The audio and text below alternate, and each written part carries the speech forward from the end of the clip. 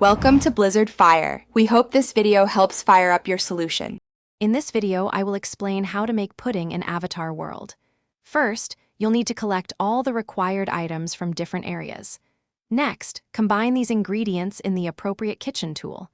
Then, allow the pudding to cook completely.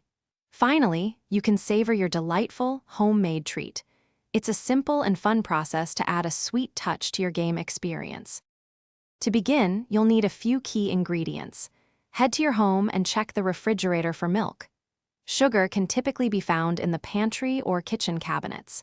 For eggs, visit the farm or the grocery store. You'll need 2 of them. Don't forget to pick a flavor packet, like chocolate or vanilla, to give your pudding its delicious taste.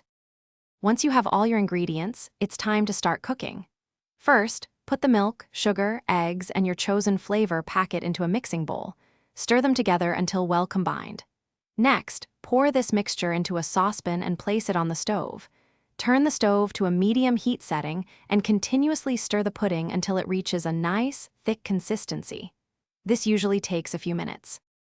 After your pudding has thickened, carefully remove the saucepan from the heat. Now, pour the warm pudding into individual serving dishes.